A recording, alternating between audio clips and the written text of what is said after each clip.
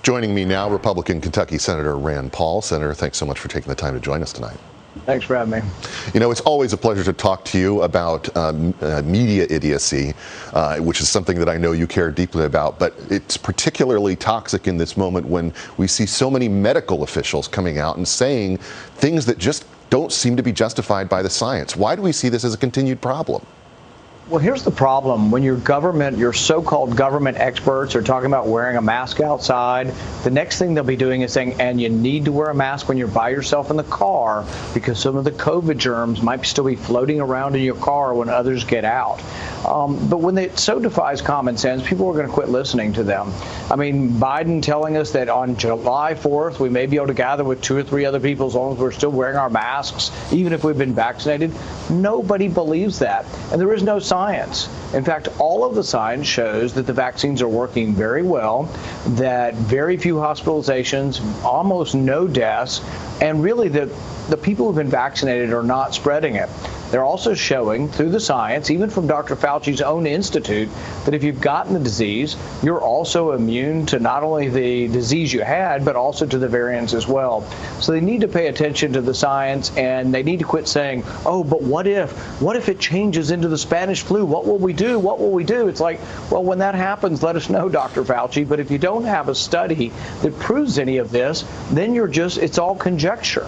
And that's my point, is that the government should have the mandate.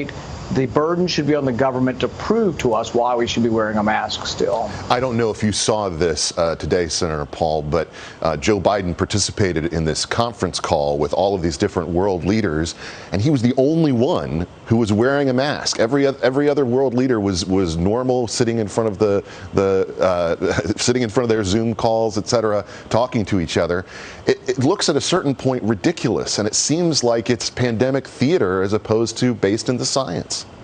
Well, because it is theater, he forgot that this theater was so ridiculous that people would call him out on it. Because here's the thing is, if I want to go visit the White House, the Republicans and Democrats who go visit, even though they've all been vaccinated or had the disease, they're being tested with a deep sinus test, and they're being told they have to wear the N95 mask to go in the White House, even though they've all been vaccinated. So there is no science behind any of this. It's fear-mongering, but it also has a deleterious effect in that it's discouraging people from getting the vaccine because they're saying, well, if the vaccine doesn't mean anything, it doesn't seem to have any protective benefit, you get no benefit, you can't quit wearing the mask.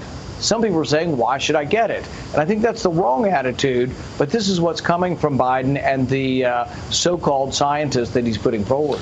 I know that you are concerned, as I am, that this pandemic is going to lead to restrictions on human freedom that last well beyond it's dealt with both via vaccine and achieving herd immunity.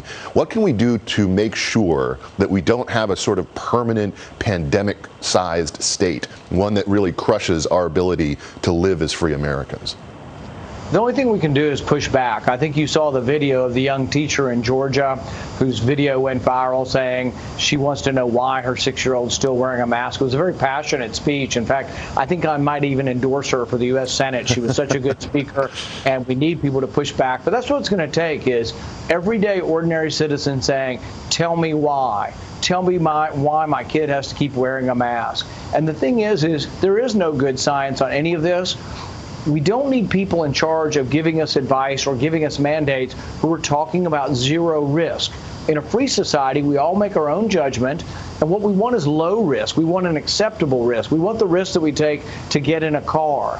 So if COVID is less likely to kill us than getting in a car, maybe we could make our own decisions for a change.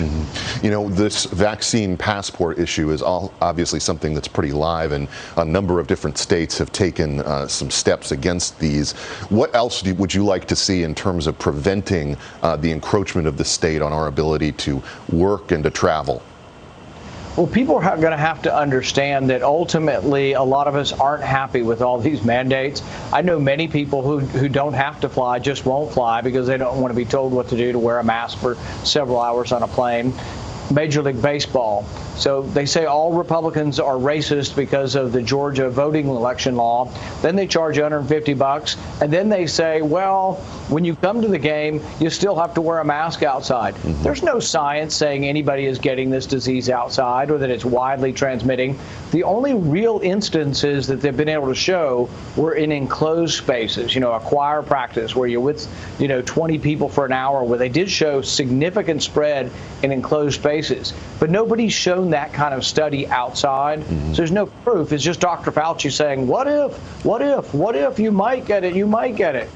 Really, he needs to prove to us. He needs to show us the studies as to why we have to be there with a mask on outside. Senator Paul, thank you so much for joining us tonight. Thank you.